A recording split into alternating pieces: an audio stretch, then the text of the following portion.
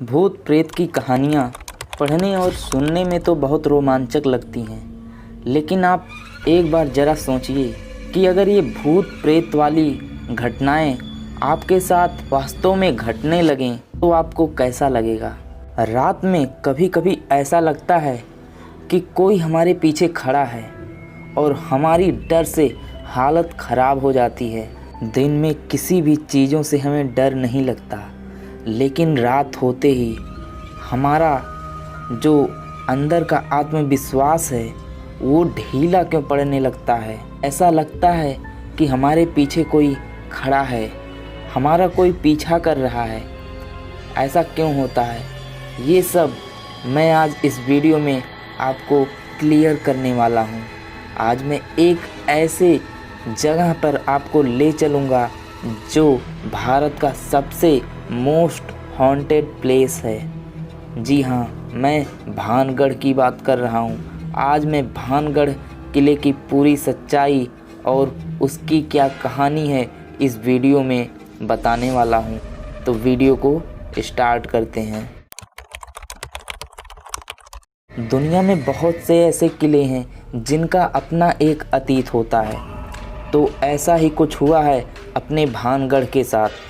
भानगढ़ का किला 17वीं शताब्दी में बनवाया गया था। इस किले का निर्माण मान सिंह के छोटे भाई राजा माधो सिंह ने करवाया था। राजा माधो सिंह उस समय अकबर के सेना में जनरल के पद पर तैनात थे। उस समय भानगढ़ की जनसंख्या तकरीबन 10,000 थी। भानगढ़ अलवार जिले में स्थित एक शानदार किला है जो कि बहुत ही विशाल आकार में तैयार किया गया है। चारों तरफ से पहाड़ों से घिरे इस किले में बेहतरीन शिल्पकारों का प्रयोग किया गया है। इस किले के अलावा इस किले में भगवान शिव, हनुमान आदि के बेहतरीन और प्राचीन मंदिर विद्यमान हैं। इस किले में कुल मुख्य 5 द्वार हैं और साथ साथ एक मुख्य द्वार है। इस किले में छड़ और मजबूत पत्थरों का प्रयोग किया गया है जो अति प्राचीन काल से अपने यथा स्थिति में पड़े हुए हैं। भानगढ़ का किला देखने में जितना शानदार है उसका अतीत उतना ही भयानक है। भानगढ़ की राजकुमारी रानी रत्नावती जो बहुत खूबसूरत थी, उनके खूबसूरती की चर्चा पूरे राज्य में थी। देश के कोने कोने से राजकुमार उनसे विवाह करने के लिए तड़पते थे। उस समय उनकी उम्र केवल 18 वर्ष की थी। बार की बात है, राजकुमारी रत्नावती अपने कुछ सखियों के साथ, अपने कुछ सहेलियों के साथ बाजार में इत्र खरीदने के लिए गईं और वहाँ पर उन्होंने इत्र खरीदा और वो खड़ी होकर इत्र की खुशबू ले रही थीं। उसी समय उस दुकान से कुछ ही दूरी पर एक सिंधिया नामक व्यक्ति खड़ा था और उन्हें गौर से घूर घूर कर देखे जा रहा था। सिंधिया उसी राज्य में रहता था और वो काले जादू का महारथी था। ऐसा बताया जाता है कि वो राजकुमारी के रूप का दीवाना हो गया था, उनसे प्रगाढ़ प्रेम करने लगा था। वो किसी भी तरह राजकुमारी को हासिल करना चाहता था, इसीलिए उसने उस दुकान के पास आकर एक इत्र के बोतल जिसे रानी पसंद कर रही थी, उसने उस बोतल पर ऐसा काला जादू किया कि रानी उसके वश में आ जाए। राजकुमारी रत्नावती ने उस इत्र के बोतल को उठाया, लेकिन उसे वहीं पास के एक पत्थर पर पटक दिया।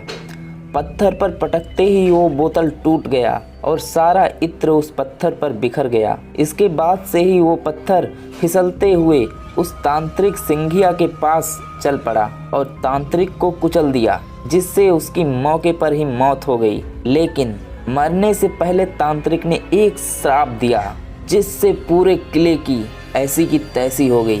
तांत्रिक ने मरने से पहले ये श्राप दिया कि इस किले में रहने वाले सभी लोग जल्द ही मर जाएंगे और वो दोबारा जन्म नहीं ले सकेंगे और ताउम्र उनकी आत्माएं इस किले में भटकती रहेंगी। उस तांत्रिक के मौत के कुछ दिनों के बाद ही भानगढ़ और अजबगढ़ के बीच बहुत बड़ा युद्ध हुआ। किले में रहने वाले सारे लोग मारे गए, जिससे यहाँ तक कि राजकुमारी रत्नावती भी उस सांप से नहीं बच सकी और उनकी भी मौत हो गई। एक ही किले में एक साथ इतना बड़ा कत्लेआम होने के बाद पूरा किला मौत की चीखों से गूंज गया।